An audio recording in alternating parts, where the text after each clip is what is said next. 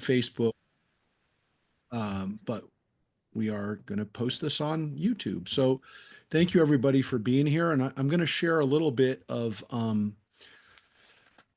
what this is going to be, which is a little different, obviously, as we've discussed from previous trips that we've taken, that I've taken, but very similar in a way to trips that my father did. My father, Phil of blessed memory, would take people to Israel, starting really, he started back in the 70s and 80s, but he took several celebrities to Israel.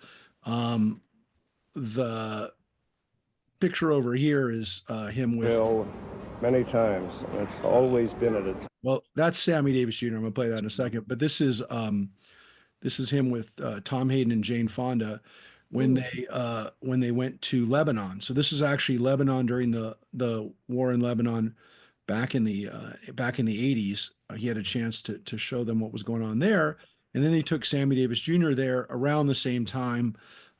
And this is Sammy talking about that trip. Time of crisis, but I felt that I had to come, and when I was invited, I jumped at the opportunity to be here to meet some of the people who are defending this marvelous country, and just to let them know that someone cares a great deal, as many people do in our country. And a lot of preconceived ideas that I had when I came here, I found some of them to be true, but most of them, the negative ones, have all disappeared. So yeah, you're the celebrities that are going now. I will tell you we've talked with the with some higher profile celebrities right now.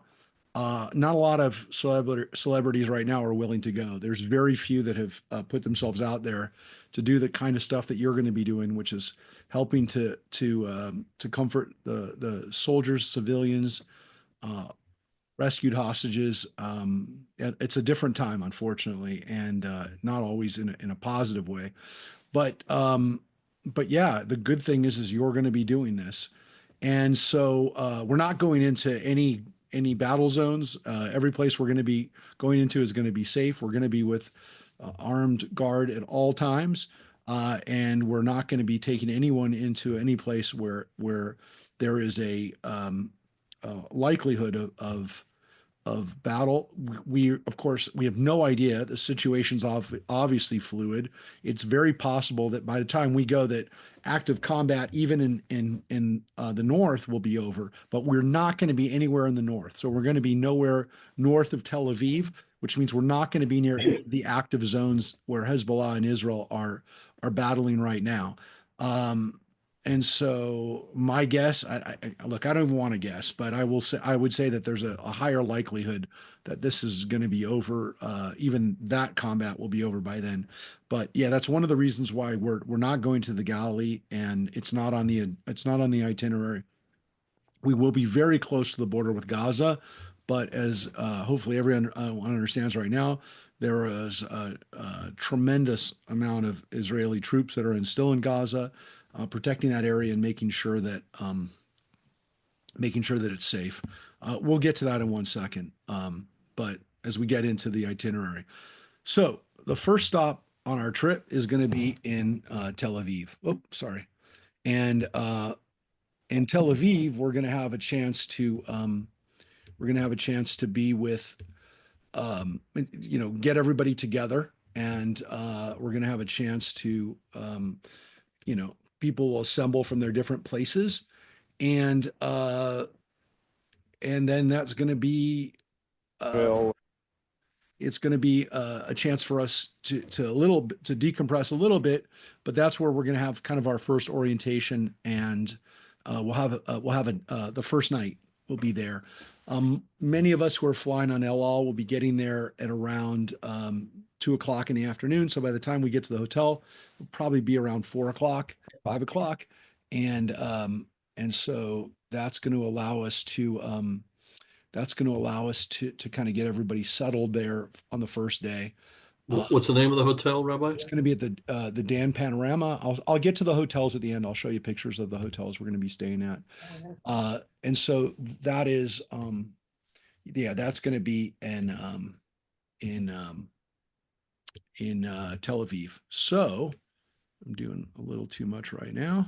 And let me just get Drill many times. It's always been at a time of crisis, but I felt that I had to come, and when I was invited, I. so that's the first night. The next day we're going to be visiting Nova. And you know, this is obviously one of the most important kind of educational moments that we're going to have there. And that's going to be not only being at Nova, but actually being taken around the site of the concert, the Peace Festival that was going on there, by one, at least one, possibly a couple of survivors of the festival who actually kind of take you through what happened there during the festival, and what happened. We actually brought out three survivors about 6 months ago. They came out to the temple. This is from the video that we took.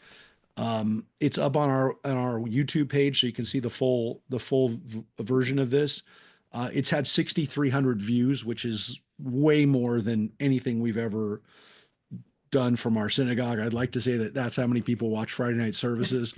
It's about 60. It's about 63 times as many people. But yeah, I'm going to play a minute of this. And this is the type of story you're going to hear. Now, this is the end of the story. This is Idan, Amit, and Roe. And they are two brothers and a friend that were there that day. And this is just a snippet of their story, but this is more not their, this is not, this is really the postscript to the story. As I said, if you want to hear each one of them tell their tale of how they survived, you can watch the thing on its entirety. It says Nova Survivors on our YouTube channel. But I want you to hear this because this is why we're going. After that, my big brother came to save me, like at 11 p.m. He finally came. And we escaped to Jerusalem with his car. But now, when we arrived to Jerusalem, first time to our house, we understand that the nightmare has just begun. We start to get the news from all our friends that got kidnapped from the party. We see all the videos in Telegram of the terrorists. They were filming in GoPro. I lost 11 friends in this party. I've been in 11 funerals after this party. Me and Idan, they have a friend. His name is Elia Cohen. He's still kidnapped in Gaza. We don't know if it's alive, he's sleeping, he's eating. We just don't know what happened to him. And it was just terrible, terrible. But the message that I want to bring to you, all of you, that the terrorists and the Hamas and the 7th of October, they trying to do it to separate us, to separate the Jewish people. And the only thing they did, they only make us more united, only more united. And even though what happened to me, I say that I'm proud to be Jew. I'm proud to be Israeli. And this is the message I want to bring to every one of you, each one of you. You heard my story, you heard Amit's story, Idan's story. We are stronger than ever.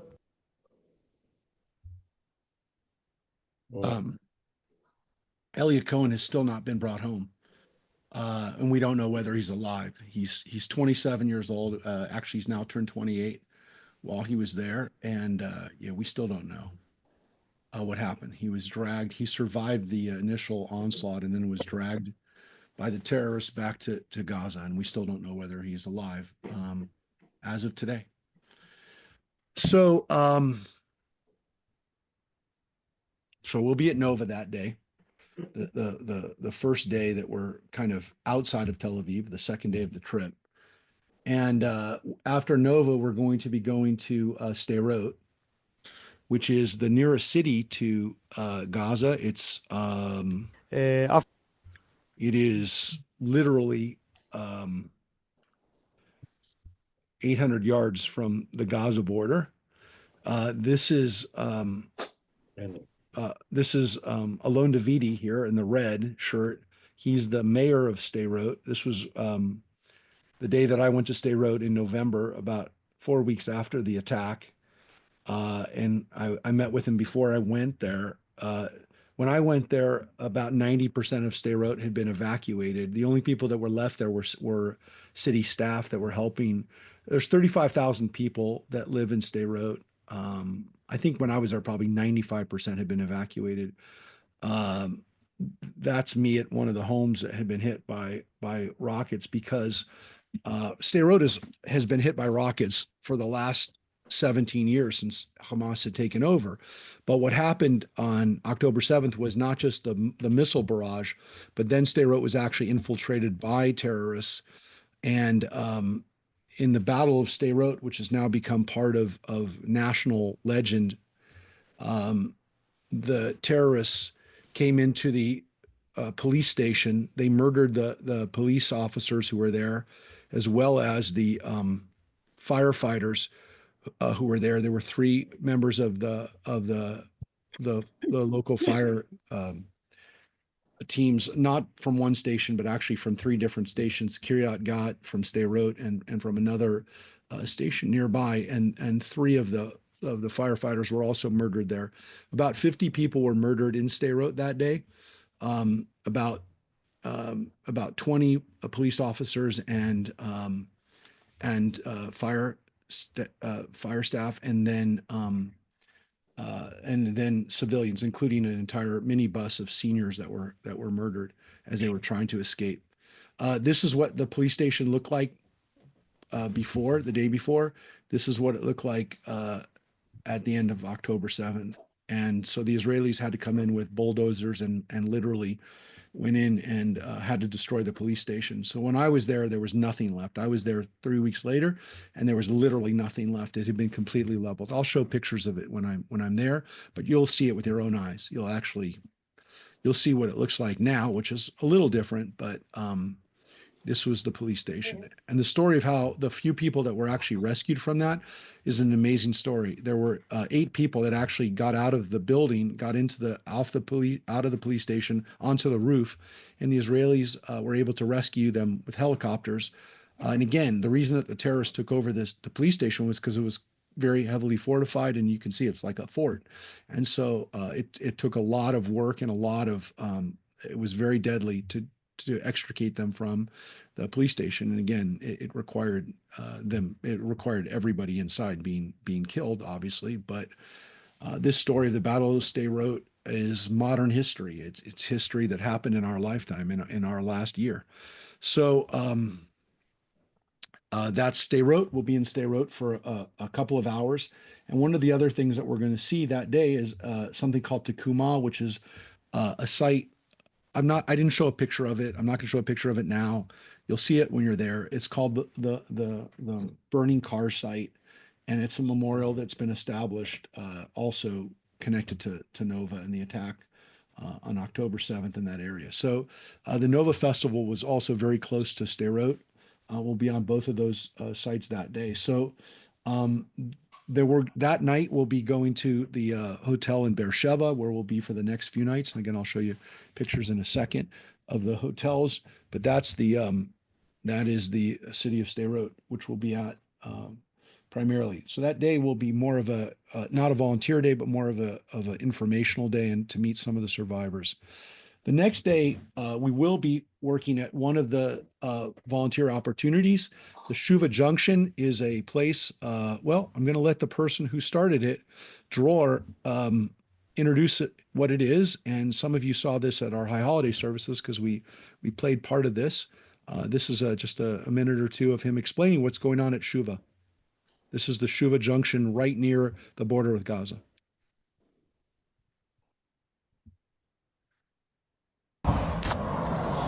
Hi guys, Erev Tov, good evening. I'm Dror from Shuva Achim, Shuva Brothers. Basically summarizing a whole year in this place. Right here in this junction. This was all a filled hospital on October 7th, and my brother Kobe came with one folding table with some food and drinks on it. Slowly, from that table, another table, it became a whole refreshment stop for soldiers. Okay, a place where they can just come and hang out for a little bit, or come have their lunch or dinner. Right now we're at the end of the fast, so people came to have to open the fast here. Shalom, shalom, Bruchei Habayim. Shuva 24 hours, everything for the soldiers. That's the store that we have. That's the hot plate. Volunteers from all over the world coming to help us. I want to thank you guys from the Beth Temple. Thank you for all your donations. Thank you for all your help and all your support. We're doing 100% from our hearts for our guys. Look at them. Just came to have their dinner right now after the fast. It's incredible. Thank you for all the strength. And thank God for all the strength to be able to do it for a whole year. We love you. Wishing you a happy new year. Chag Sameach, Shana Tova. And hope to see all, each one of you guys here in Israel, making Aliyah Be'ezrat Hashem. So again, he doesn't want us just to come to help. He wants us to move there. So to make Aliyah. So that is Dror. You'll meet him, and again, him and his brother turned the Shuva Junction into basically a field station, impromptu field station, which has become kind of it's stereotypical of what Israelis did on October 7th and since to rally together, to come together, and they're serving thousands of meals a day out of there, and you'll be part of that. You'll be actually taking part in helping to serve and helping to do that. So that is one of our stops. So the next day, we'll be back at the hotel, the kibbutz hotel. So we'll probably be there, most of the day at Shuva. That's the third day. The fourth day, we're going to be helping out at the kibbutzim that were attacked, also in the area, not very far from Beersheba. I'll show you on a map in a second. But some of these people we also met during this last year. 2 months ago, we had a couple of the people. I know Philip and John were there that night. We had a chance to meet a couple of the people who were one of them, Adele Raymer, who's an American who made Aliyah. She was survived and told her story about how she survived Kibbutz Nirim. Karen Pardo was there. She's actually at a different kibbutz, but she's kind of the national director of the kibbutz movement. These pictures are from Kibbutz Be'eri, which we also raised money for over the last year, which was devastated during the attack. Of the 1,100 people in Kibbutz Be'eri, about 10% of them were murdered that day. The people of Kibbutz Be'eri have had to leave for the next few years while they rebuild. You'll have a chance to see the Kibbutz Be'eri and speak to some of the survivors that are there. And we're also going to be taking part in a volunteer project at one of the kibbutzim. I believe it's going to be Kibbutz Nirim, where we're going to be able to help out and do some volunteer activity there, because they were not as devastated. They lost people that day, but not anywhere like Be'eri did. The kibbutzim are all independent of each other, but there is the greater kibbutz movement, which is kind of the umbrella organization for the kibbutzim, and they're raising money, but they're also kind of coordinating how the kibbutzim are working together, because some of the kibbutzim literally open their doors and let a whole kibbutz or most of the kibbutz come and move to their place while they're restarting, because the people wanted to be together. A kibbutz is like a large family, and so they wanted to stay together. So a lot of the work that they're doing right now is also kind of keeping people together and keeping the organizations together. It's kind of amazing. So that is what will be day 4. We'll come back to the hotel that evening, and then the next day we're going to also be working either at one of the kibbutzim, but we're also going to have a chance to visit one of the nearby farms. We're definitely going to see one of the kibbutzim that is like kind of back up and running, so you can see what's going on there. I don't know that we're going to be like picking fruit or doing that kind of stuff, but there may be a chance for you to enjoy some of the food, definitely some of the wine and some of the products of the kibbutzim, and some of what they're doing with renewable energy there in the kibbutzim is really, really amazing. And it's some of the most high tech approaches to agriculture that have ever been undertaken. So that's going to be that night. We'll also be staying in Beersheba. And again, that is part of the kibbutz visit. The next day, we're going to leave in the morning from Beersheba. We have about a 2 hour drive to Jerusalem. To Jerusalem. We really felt that it was important for us before we left Israel to take a moment to pray at the wall, to be together. We're going to take part in a very special thing as well, which is there's something brand new that's been opened up in the last year. It's called the pilgrimage. It's called the pilgrimage path. We're going to walk up a newly excavated path that's now been open to the public, which allows people to kind of go up to the holy city on the same path that pilgrims would go 2,000 years ago. So this is a new excavation for the city of David, which none of you have been able to do before. We haven't done it before. It hasn't been open. So that's Jerusalem, and that night we're going to be staying overnight in the Dan Panorama in Jerusalem. We're also the next day. That's the day we actually leave. We're leaving. Most of us who are going to be staying, who are only staying until that day. A few people are staying longer, extending their time. But the last day we're going to be in Jerusalem. We actually have pretty much a full day because that flight is not going out until the flight that I'm on and a few people are on doesn't leave until 12:45, technically on the 5th. That flight home means that we're going to leave Jerusalem probably again right after dinner at about 7:30, 8 o'clock. We're going to make our way to the airport to allow everybody to get to the airport.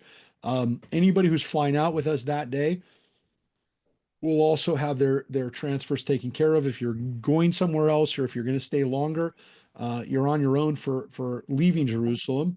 But there's a lot of ways to do that. You can talk to me about it if you want. But otherwise, we're going to have some time in Jerusalem that day. We're going to spend some time with some of the members of the Jerusalem Center for Foreign Affairs. It used to be the Jerusalem Center for Public Affairs. It's a think tank where they're working with Israeli military and the Israeli government, highest officials of the Israeli government, to work on policy, to work on kind of post what happens now, but also they're doing a lot of work in the Arab world and Muslim world. They have an entire division of Arab journalists that are working out of the Jerusalem Center to explain the story and kind of tell the story of Israel to the Arab communities in the Middle East and around the world. So the Jerusalem Center, if we're either going to visit that in Jerusalem because it's outside of the old city, it's in the new city, the area we call the new city, not far from our hotel. And our hotel, I'll show you in a second. They'll either come to us or we'll go to their offices, which are in a nice part of the new city. And so the hotels we're going to be staying at are in the middle is actually the hotel that we're going to be staying at the most, which is the Leonardo in Beersheba. It is the nicest hotel in Beersheba. I would say it's at the level of maybe a Hilton or a Marriott, but it is by far the nicest hotel in Beersheba. Beersheba is a desert community. It's the largest city by far in the south, and it's not far from where we're going. I'm going to show you on a map where it is, but it is the nicest hotel in an area where there are not luxury hotels. The other hotel that we're going to be staying at is the Dan Panorama in Tel Aviv. That's the first night we'll be staying there in that area. And then we're also the last night going to be staying at the Dan Panorama in Jerusalem, which many of you stayed at last year. It was not the place we stayed on in the June trip, but in the February trip, we stayed exactly at the same hotel, the Dan Panorama. All of the dinners are included on this trip. So every dinner is included on this trip. So there are no meals that you need to worry about except for some of the lunches, because the breakfasts are always included on the trips. Every trip to Israel that I've ever been on, they've included breakfast. We're including dinners on this trip because we know that people are going to be tired. And when they come back to the hotel, they'll be able to eat together. If you want to go out and eat on your own, there are restaurants in Beersheba near the hotel that you're there. It's a safe area. You can walk to them if you want. There's a market right next door, a large like CVS super farm next door too, where you can pick up stuff. It's a developed area. It's kind of like the downtown area of Beersheba. and you're more than welcome to get meals on your own if you want, but all the meals are included and they're buffet dinners. So they're meat dinners. Of course, all the hotels in Israel have dairy breakfasts, but in the evening, they are all meat dinners. So you don't have to worry about whether there's going to be meat. I have to worry about what I'm going to eat for dinner, but you don't have to worry. As a vegetarian, there's limited choices. And I will tell you, there's always hummus, there's always falafel and pita and stuff like that for vegetarians. But yes, it is more limited because it's more of Middle Eastern, meat, shish kebab, that kind of stuff for dinners. And so all of the dinners are included on the trip, and several of the lunches, because when we're volunteering, the lunches are going to be included, and then a couple of the other lunches are also going to be they're included as we're going on our journey in between places. So you really don't need to bring a lot of other discretionary income. We're not going to be doing a lot of shopping. There's not going to be a lot of opportunities for sightseeing and to kind of go out and purchase stuff. And so people have asked me, like, you don't have to bring a lot of money. I would say in reality, you don't even have to take out any shekels ahead of time. You can use your credit cards. You can use an ATM card if you want to take out money there, but you really shouldn't need to have very much money, and probably can use, again, for the few lunches that you might purchase, you could just use your card. I will also tell you that, again, everyone we're going to be around, speaks really good English. We're going to have a guide with us, an armed guide with us at all times. I will also tell you a really good option right now on your phone, especially whatever kind of mobile device you have. Uh, if you have an Apple phone, I have an Apple phone, there's a translate that comes with the Apple Translate, but that one does not have Hebrew. The Google Translate app does have Hebrew. And so if you have that app, if you have Google Translate, I don't know if you can see that. All right, let me stop sharing for a second. If you have Google Translate, you can get that's this one in the middle, the Google Translate. I'll try to get it a little bit closer. If you get that one, you can do Hebrew translations. Not only that, you can have people speak into it because there's a microphone option, and then you just press the microphone. You can speak into it, or the other person can speak into it, and it'll translate what they're saying. It's really easy. Again, you shouldn't really need to do a lot of translation, but if you do, it's gotten really, really easy to translate. So, like I'll put in mea chuz, which means 100%. And that's 100%. You got 100% right on that one. So mea chuz is a big thing. What is, Israelis say 100%. Is that going to happen? 100%. This trip is 100% going because we have enough people who've already signed up. So the trip is 100% going. If for whatever reason the trip becomes unsafe to go, the trip is 100% refundable, and so people do not have to worry. The Israeli tourist industry has been decimated by this war, and so they are they're working very hard to make sure people don't have any fears. El Al is allowing people, if the flights aren't going, they're giving people refunds, 100% refunds. They understand that these are strange times, and just understand that again, there is no risk on this trip. For people who have not paid yet, we need to get. We didn't really ask for payments because this trip was leaving so fast that we really didn't have time. So everyone's payments are due in full 60 days before. Some of you have already taken care of it. I'm just saying, if you haven't, the booking form is printable, downloadable off of your phone. You can take a picture of it. You can send it in with a check, or again, if you want to go onto the web and pay and register on the app, you can do it through your credit card through that. And as I said, I think most of the people that are going to be on this trip, you've now met. I mean, that's the majority of people. There's probably, again, about half of not half, but maybe 7 or 8 people that are not here tonight that we're going to share this with, and who are going to come. And again, it's possible we'll have a few others, but the trip is pretty much capped at about 24, 25 people.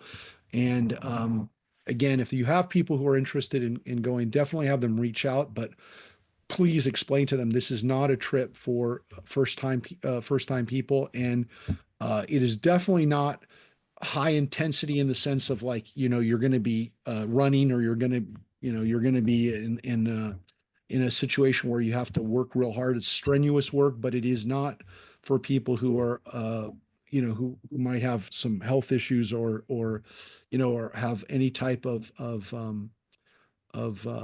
dealing with any type of, I'm not even going to say what Restrictions. politically correct word I can come up with right now. Ambulatory. Mobility issues. But this is something that Ralph has actually worked on. So I want to be very respectful. Not that Ralph has mobility issues, but he's worked to try to help people with mobility issues. But we're sensitive to that. I'm just saying this is not the trip for that. Rabbi, where yes. do I find the form, the download form? It's on our temple website. So I'll post it up. So if you go to our TBA website, which I'm going to share right now, since I have it, for people who have not been on our TBA page, this is our TBA page. If you go to Israel trip, which is right there at the top bar, if you go there, there's the itinerary, the information, and if you want to fill it out online, you can simply go to book the trip right here, and then you put in your information. Everyone has to book separately, but it is very simple to do.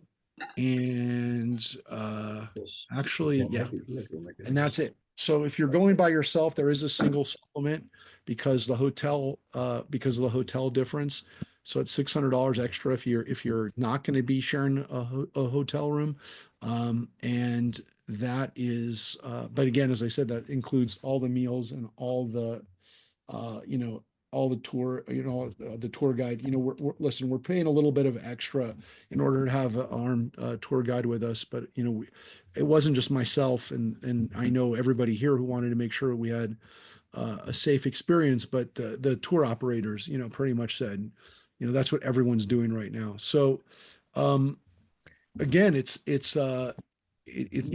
going to be gone before you know it. Hey, Rabbi, I got a question. Yes, please. Now it's definitely time for questions. Right. Rabbi, Stop sharing. that first week, what? You stop sharing? Yeah. Let me just, I'm gonna stop right now. Yeah. Rabbi, we have a Shabbos Okay. that first week. Are we going to maybe, Yeah, is it possible to do services? Yes, I don't know what we're gonna do for Shabbat, but yes, we do have a Shabbat that first Friday night. We're actually in that's the night we're gonna be at Shuva during the day. So yeah, we're working on what's gonna happen when we get back to the hotel.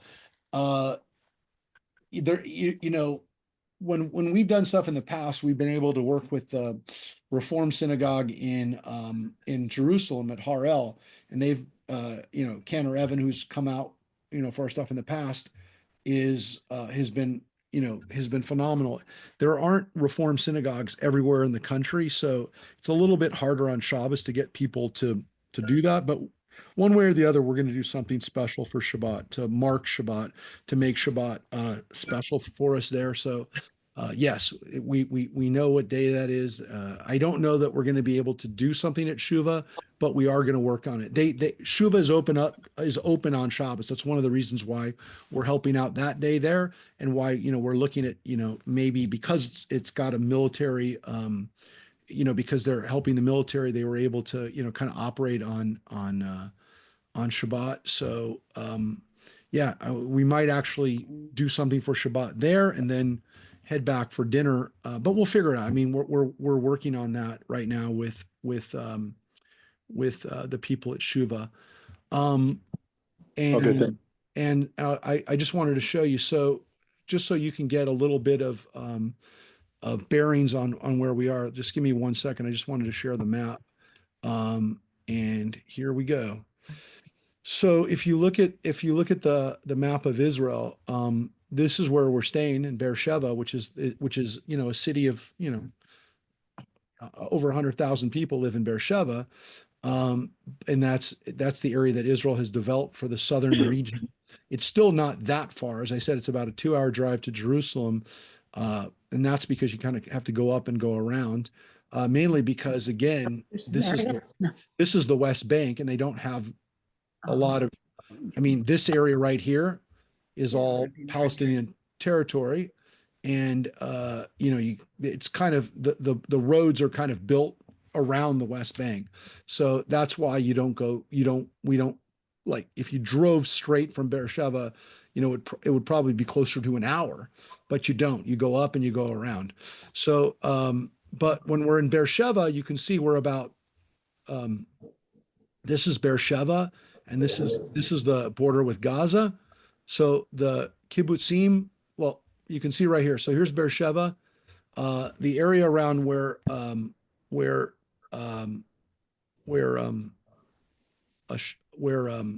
Nova was right here by Takuma.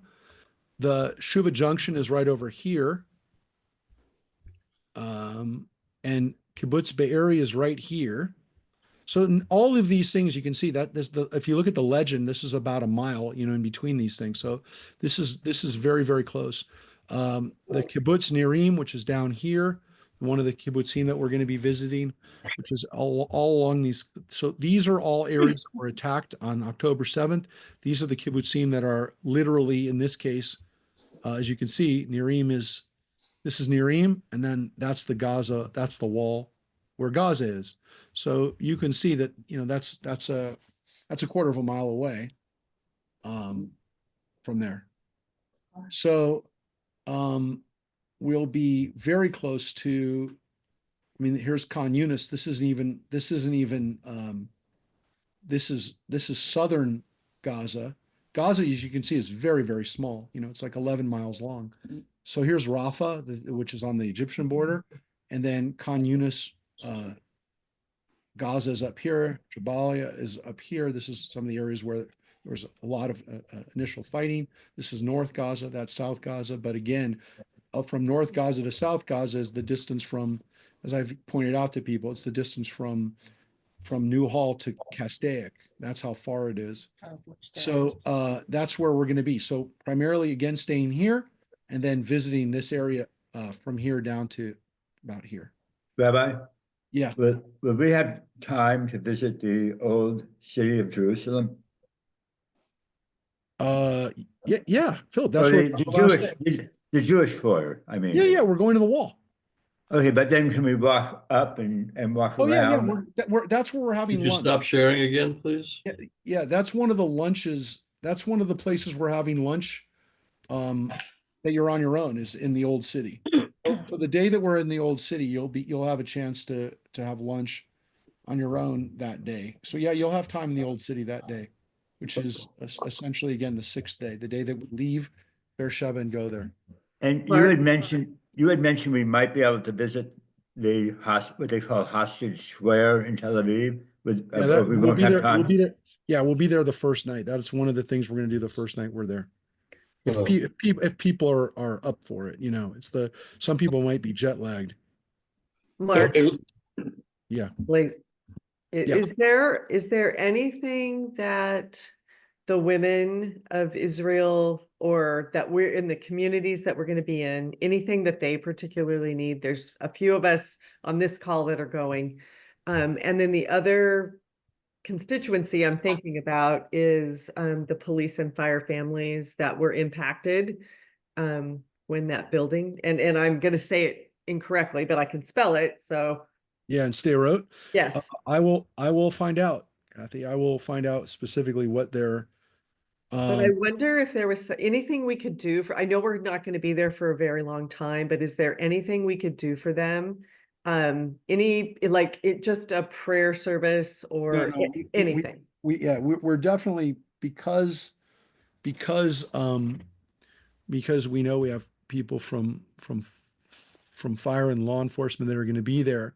We're going to we're going to be doing that. One of the things that I did when I was there was I had a chance to meet a couple of the police officers who actually had come down from another part of Israel, from the north part of Israel, from Akko, and they came down to light a memorial candle at Sderot. So these are memorial candles that they lit. And again, this was literally, not even 4 weeks after they had come to light candles, um, and I had done the same thing.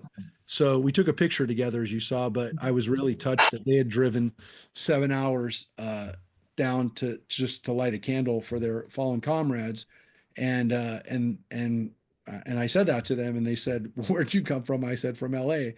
And they said, "No, you came from a lot further than we did." So they definitely appreciated the fact that we had done that, and yeah, we are going to have a chance to definitely see some of those people. So I'll find out if they need anything, though. I'll actually find out, Kathy, if there's anything that they're doing collection wise, and we will let people know before we go if there's stuff that we can do.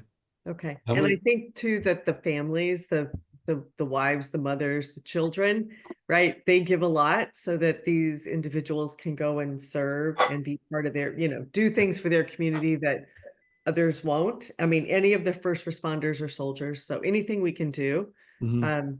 you know, There was, was Madeline, was, there was you can go on Amazon or and buy certain items, Mhm. and I'm told we can bring them, and Yeah. I can talk to you about that. oh, great, Um, great. Okay. I just how- wanted to ask before No, we no, get there. no. That I spoke to Madeline today, Philip, and we'll find out. But I'm also talking directly with the people at Shuva to find out what they're specifically collecting right now. But we'll find out about the families of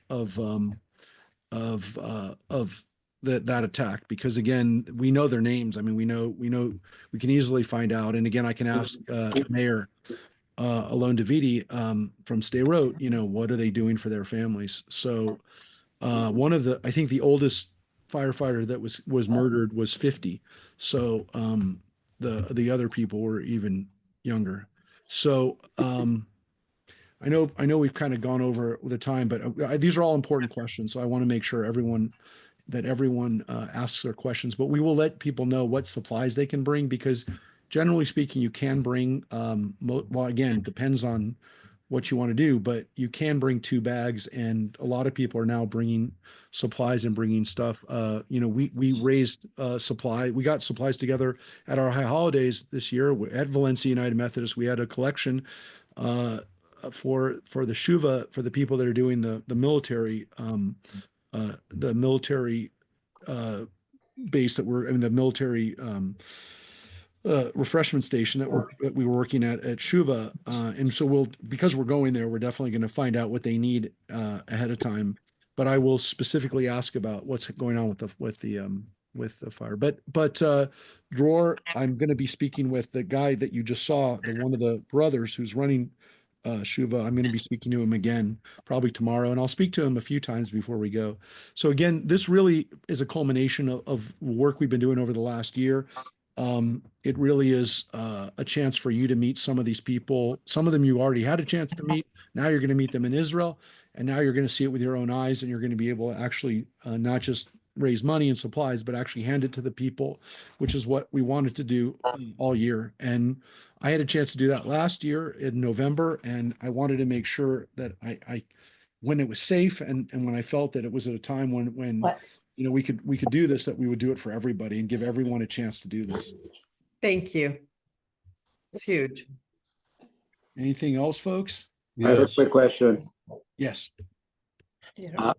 Rabbi, how many do we have signed up already for this? So there's about as of right now, I believe there's 16 people signed. Yeah, 16 people have signed up, So like I said, there's probably room for about 8 or 9 more people, tops. And with the flight, I don't, do we have a group rate or No, anything? we don't have a group rate, but the rate right now is about $600 each way. So it's about 1,200. If you want, I'll share with you the itinerary, the flight that I'm traveling on.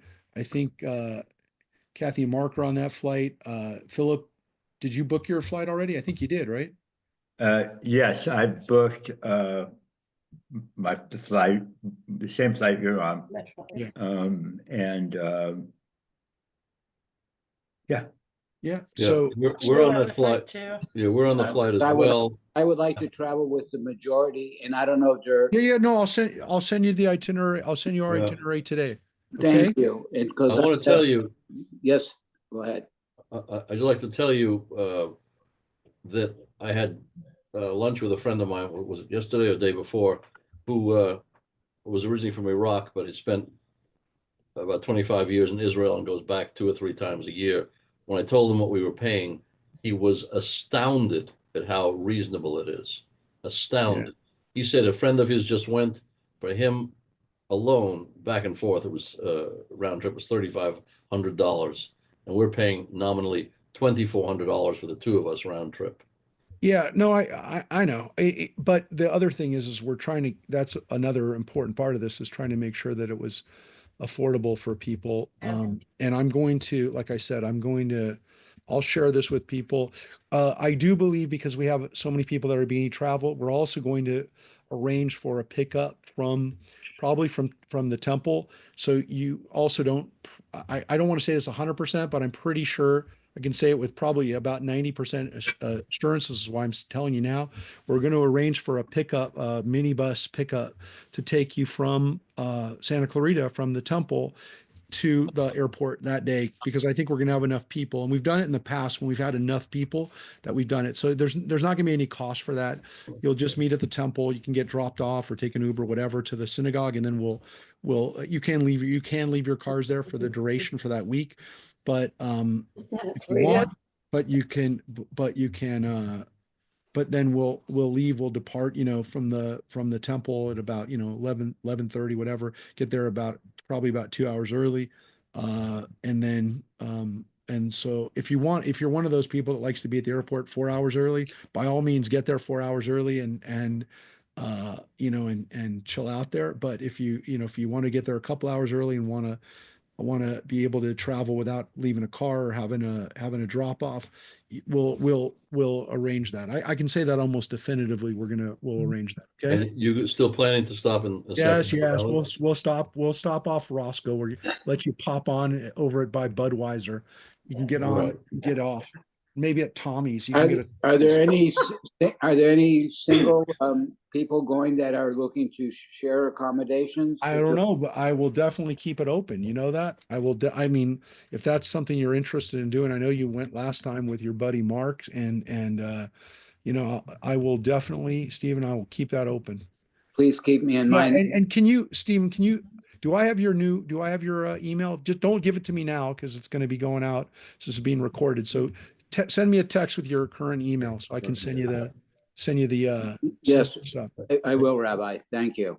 You originally gave me a date of December 2nd as the final time for payment. Yeah, well, I gave you 2 extra days, but yeah, if we wrap it up by 60 days in advance, which is kind of I think it's actually the 1st or something. I don't know, because there's 31 days in December. So I think that was part of it. But yeah, it's close to December 1st. Okay. It's And good. does it make sense to send you the form first and then the check? That's fine. I know you're coming. You already booked your ticket, so.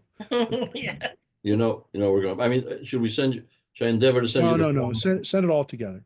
Okay. I obviously I need to give everybody I need to give them the information, which And it goes to the address on the form? Yep. Okay. I'll sign up tonight, Rabbi. And Okay. maybe a naive question, anything we need to, other than passport and ourselves? Nope. There's absolutely No applications, no pre-check on anything? There's nothing else you need, except, again, make sure your passports are going to be valid. Not only from that they don't expire while you're there. Because if 6 months prior, 6 months after. if you're people sometimes get confused by that, but yeah, don't be confused. All right. The cell phones operate, we'll be able to use our cell phones? That's an interesting question. That's one where you kind of have to go by what kind of plan you have. So different plans, different stuff. I'll look into that separately. Thank you. Yeah. And then I had a food for thought, in Yes. case there's anything, will there be a way of centralizing, like if our significant others or our emergency contacts, if they needed to reach us, if they heard Yeah, something. yeah, we're when we get everyone's travel documents, which are now just literally a sheet of paper, all the contacts for the hotels, the phone numbers will be on there, and as well as for the guide. So It's You have my his phones, experience with phones work there. You can get an eSIM or mm. whatever. There's, Yeah, but I would talk to your provider, Krongolds, and figure out what the best way to do it. Yeah, I think that also when we've been traveled in the past, WhatsApp is a wonderful way to communicate. yep, Great. Absolutely. yep, sure is. And it's Yeah, free. And it's I'd free. recommend that to anybody who hasn't used it before, Yep. like you. All right, folks. Well, unless there's any more questions, I'm gonna tell everybody to have a good rest of the night. Laila Tov, as we say in Hebrew, and we look forward to seeing everybody. If you have any questions you want to ask offline, obviously please call. And again, we're gonna post this up. And so if there's anything you said that you're worried about, let me know now so that I can edit it accordingly. But I try to make sure that everybody's personal information was not there. And again, if you have anybody, we don't have a whole lot of time. We have like 2 weeks, a little over basically 2 weeks for somebody to come on. So again, 100% going, but if if anyone wants to go, we'll probably they'll have to register in the next couple weeks. All right, everybody, take care. Be Thank safe. you again. And thank Bye, you Laila. everybody for coming on. I look forward to having everybody together. You're going to have a great time together. Some of you already been together. All right. Bye, everybody. Take care. Bye. Thank you, Rabbi. Laila All right. Tov. Bye.